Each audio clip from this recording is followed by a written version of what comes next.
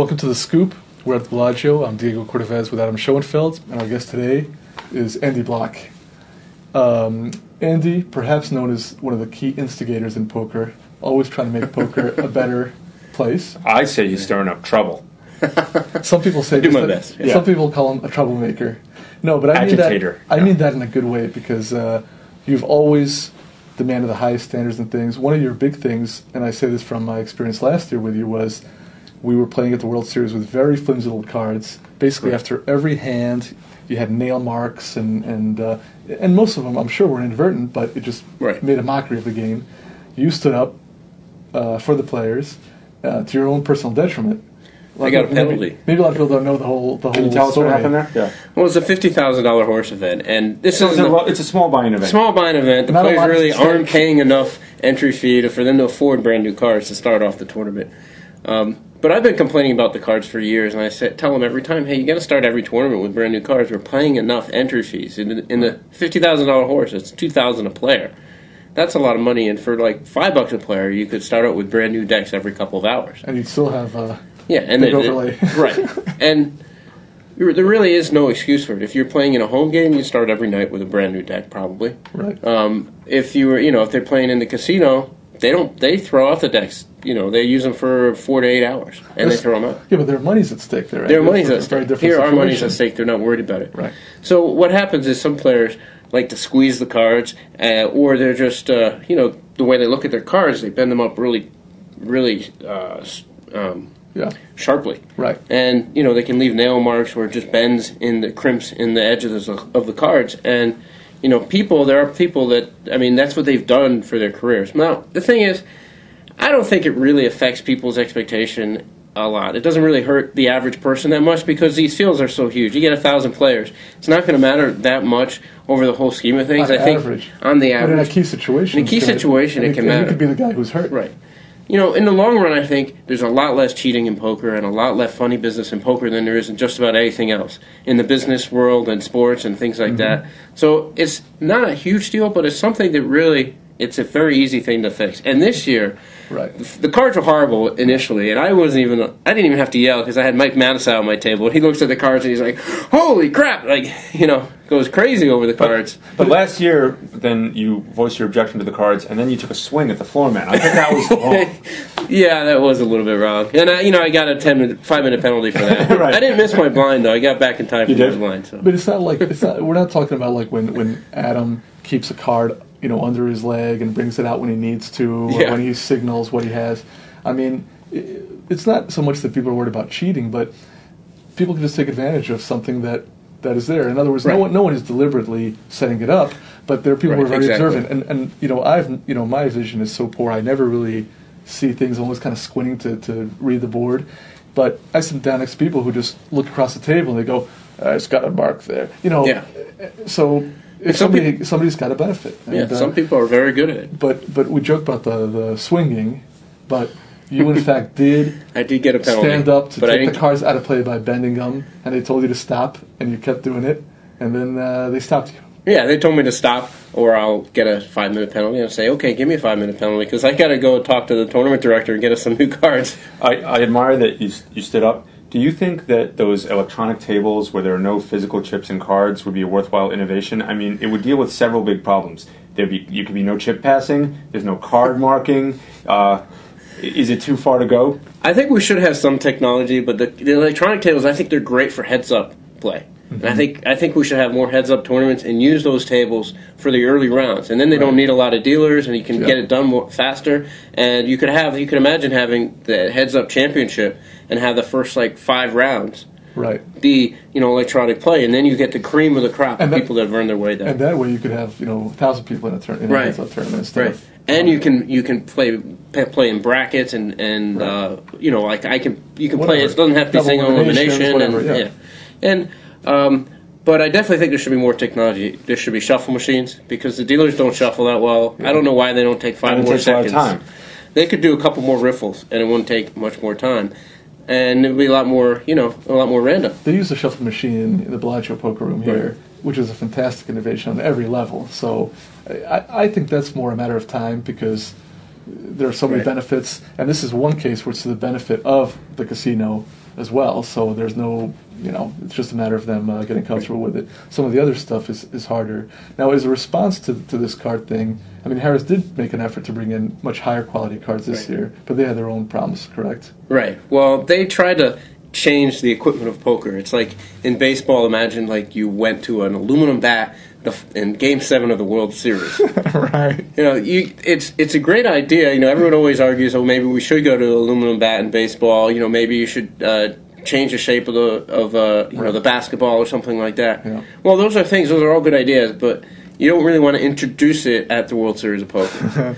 Now, I think they said that they did do a trial with it, but certainly not enough, and not with these players involved. As you know, trials need to be done under stress conditions. Right. With a large, if you just try it with 2 guys, it was fine. Now, it's actually an interesting innovation. What they've done is they've made the numbers on the corners, they tilted them, so that when you're looking at them, if a lot of people tend to peel up the corners on an angle, then it looks straight. Right. The problem was that the numbers were made smaller. So the aces and the 2, 3, 4s, all those were smaller, so it was harder to see. Mm-hmm. And then the other problem was when you turn the cards face up on the table, the indices that you look at, the numbers where they are, you're used to looking at the top left. Right. With normal cards. These cards, they put a big number on the bottom left, and they put it also, obviously because they're symmetrical, upside down on the top right. So if you're used to looking at the top, you're going to look at the top right. You're going to look at a 6, and you think it's a 9. And there were several players that misread the board, and I actually was the benefit of someone misreading the board. He had pocket 4s, thought he had a straight, thought the board was 2, 3, 5, 6. It was 2, 3, 5, 9. I had ace 4, and he called my all in, and it was like a minute or two before he realized he had no pair, no draw, no nothing. What was going on? Calling dead. He had one pair. He had pair 4s. Oh, so they could 4s. But it was a big all in, and it was 3 over cards. It was unlikely to be good. Yeah. They quickly took those out of play, in fairness to them. Right. I mean, they did a great response. Jeffrey Pollack was quick to make the decision, let's get them out of play, let's get in some new cards. And they got the new cards here, and I think they're better quality cards than they were last year. I still think they may have rushed the manufacture of these cards a little bit, but I think they're still way better. And the fact that we're starting with new cards every day just makes it so much more pleasant. And just the idea, they want to be responsive. They may not have gotten it perfect, but that happens. They want to be responsive. Trying. Yeah. They definitely are trying. Instead of just throwing you out responding to again. The players. Yeah. I think one of the other big not innovations, but corrections they've done this year is the event where you really made a big name for yourself, bigger than before, which is the 50K horse, the new big event in poker, the de facto championship, where you finished second last year, with tremendous run. But I thought it was a farce that in the 50K horse, when it got to the final table, they switched to no limit hold'em. That was a mistake. Right. This year, the event is horse all the way through. And the other semi-farcical aspect, and we've talked about it on a couple of shows, is that the structure was such that on the second day, 1 or 2 hands, nobody could play more than 1 or 2 hands practically without, all the way through. There was a high luck element. The field got reduced very dramatically, very quickly at one point. And I think that's been addressed by turning it into a longer event as well. Well, they stretched it out. I think it's a 5-day event now. Mm-hmm. I thought the structure actually was okay last year, but they started off a little bit too low. Right. And especially given the fact they're squeezing it into 3 days. Right. So day 2, we played until, I think it was like 9 or 10 in the morning, until Robert Williamson got knocked out in 10th place. Oh, right. And then we started up 12 hours later. Everyone's sleep schedule was all out of whack. I remember. I think I might have been the most awake person in the tournament. How do you, just because of special drugs that you took, or just your excellent special drugs as opposed to the drugs you normally take? Right. Yeah. Well, that's it's too bad that in such a prestigious and big event that would also be a factor. You can imagine. Because Doyle went pretty deep. Guys who are older or who maybe have had some sort of medical problem. I remember I was following the action on the internet, and finally, just reading on the internet, I was too tired to keep going because it went till 9 in the morning, which is just crazy. But that really, the other day we were over for a different interview where I'm just being interviewed by ESPN, and they were asking, who's the best player not to win a bracelet? And you definitely are in that group of people that you consider, very, very strong poker players who haven't won a bracelet yet, and you were so close in the one that, apart from the financial part, the one that everyone would like to win more than any other. The most prestigious one. And you took a bad beat against Chip Reese as well, correct? Well, I was surprised that you lost to a guy some unknown who's not really good at those games. Right. I mean, right. Chip Reese, he's brand new at poker, right? Yeah. I mean, what was the games he was having trouble with? I mean, he knows stud. You owned him in the stud? No. Yeah. Actually, I don't think we ever played at the same table until the final. So that's why no limit. Yeah. So we just played no limit. So you basically had a sit and go, no limit, sit and go with Chip Reese and some other guys. Yeah. A few other no names. I told you the other day when I ran into you at the tournament that I want the bracelet for you this year. This is nothing against anyone else, but we've been friendly, and I'd like to see you with that bracelet. Thanks. Can you just talk a little bit about the strategy in that event and horse in that tournament setting? Well, horse, you have to be good at all 5 games. Some people ask me, what's your best game? And that's not the answer. The answer is, what's your worst game? And, how good are you on the average on all the games? What if you're good at 2 of the 5 games? Well, you have to be at a competent level on all 5 games because, in the stud games, this structure this year, the antes are going to be pretty big. Mm-hmm. If you're gonna just decide to play tight during the stud games, you're still going to get killed. Mm-hmm. And if you're not very good at the Omaha and you're not good at reading the board in Omaha or you're not used to limit hold'em, I think everyone now pretty much knows no limit hold'em. A lot of people come into a limit game thinking that they know hold'em, right? When they really only know no limit, and they don't play it right. They don't play the odds and the percentages right, and they might raise with the kings, and then an ace comes on the flop, and they throw it away for 1 bet, right? And they think they're doing it right thing, and in limit, you can't do that. If you're going to do that regularly, you're going to get completely abused. To what extent are you assessing what people's weak games are and really trying to exploit or attack those players? Is that a big part of your right? In horse, you're always looking. Your best game is your opponent's worst game. So you're looking for their worst game, and you're trying to figure out how to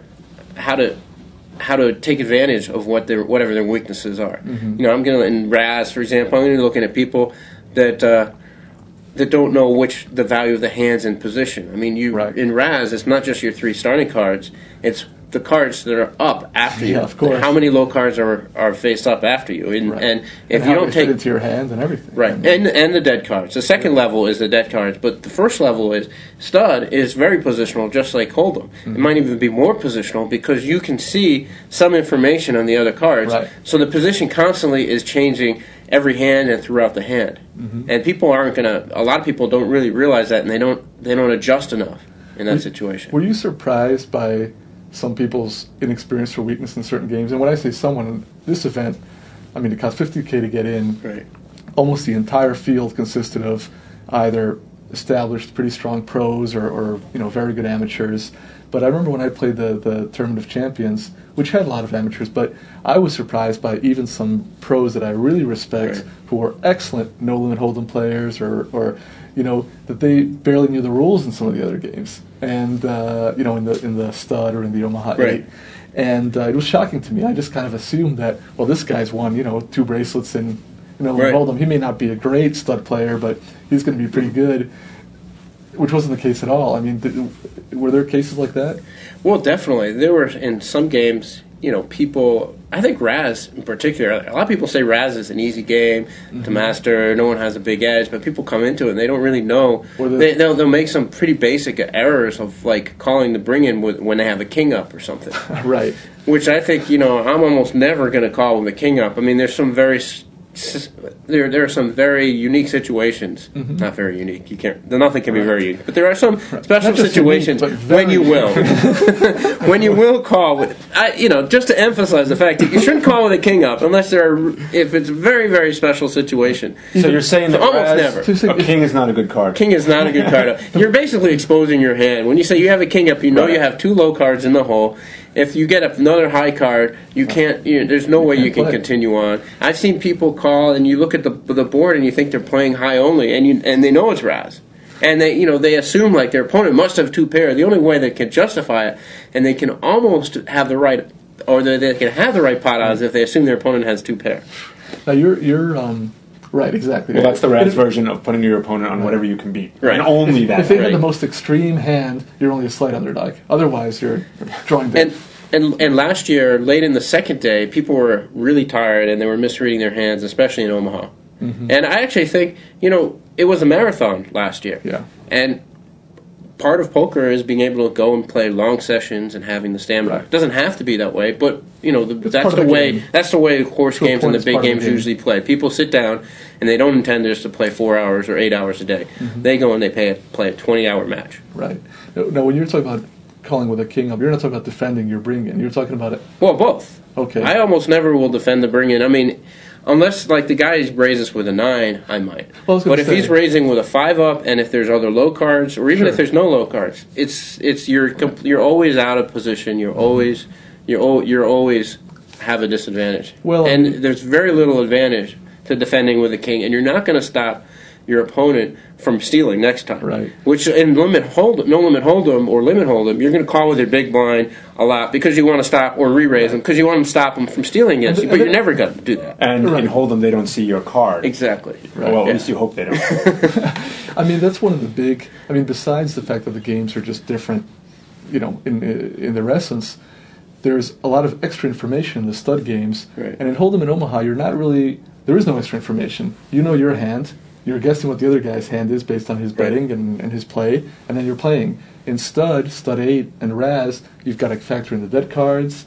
You factor in, the exposed cards, and that's a huge factor in how you play your hand. And I'm putting the other guy in a hand, and I think there is a good group of players, even very good players, who ignore that completely. Not that they make some mistakes because they're not used to memorizing the cards. They just don't even factor it in. And then there are players that'll play hands. Stud high low gets misplayed a lot because players don't know how the hands that are decent in stud high become some of them become absolutely worthless in stud high low. Like a pair of 9s, it's almost never worth playing. I mean, maybe if you're the last player and there's a bring in to your left and you have a pair of 9s, preferably pocket 9s with a low card up or an ace up. Well, But split 9s, maybe you can raise there to try to pick it up. Maybe. But if you're in early position and there's an ace up after you, I never even think about playing a pair. Do you think that in the big horse, the 50,000 horse, you might get a better mix for the good player because that's such a prestigious event? You get the hugely bankrolled just drop-ins that you probably don't get in the 2,500 no limit or 2,500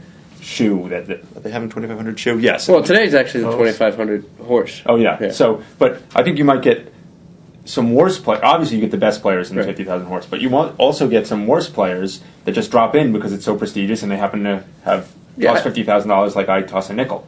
Yeah, well, it's not like the $10,000 buy, and I think most of the players, it's going to be a higher concentration of the top players, but there are going to be a lot of players that are just great hold'em players that don't play the other games well, and you're going to have a lot of the young new players that have become experts at no limit hold'em in a short period of time because of the internet that really haven't learned the other games that well yet, and they're going to be playing in the game because it's because they won $1 million last year on the internet. Because it's there. And it's there, and they're going to play it because they want to go and play that event.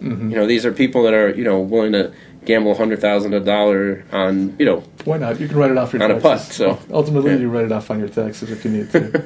Do you mentioned on a putt, are you one of these guys who's out there on the golf course betting huge amounts? No, not yet. You're not? Well, I live on the golf course, but I don't play golf. What do you shoot? Oh, you don't play golf. Well, I did play once. Oh, once. But we didn't even finish 18 holes.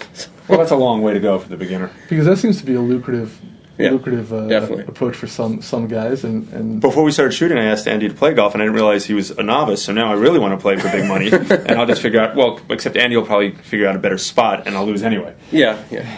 I'll figure out some bets. And by the time we play, I'll probably have already practiced up, but I won't tell you. Right. So. Good. And I'm just not going to pay. not to totally saddle you with this instigator label, but I mean, you were also an instigator back in the Binions days, and now in the Harris days as well. Right. So there's a history of you stirring up trouble. Well, it's not that I necessarily stir up trouble, but I don't back down from a fight necessarlot, and there's some principles. But actually, I was going to use that word. Yeah. I mean, you're very principled, which is the key here, and a lot of people are casual about the fact that, maybe it doesn't really matter most of the time, but sometimes it does matter, and sometimes the stakes are so big that even if it only matters 1% of the time, it's going to affect somebody at the wrong time, and that's worth fighting for and worth worrying about. Andy's a loudmouth, but he's our loudmouth. That's the way I like to look at it. Yeah. Andy, thanks a lot for joining us today. It's been a lot of fun. Good luck at all these events. And I want that horse bracelet on you this year. Thanks. That'd be awesome. All right. Take care. Thanks a lot. Thanks for joining us on The Scoop.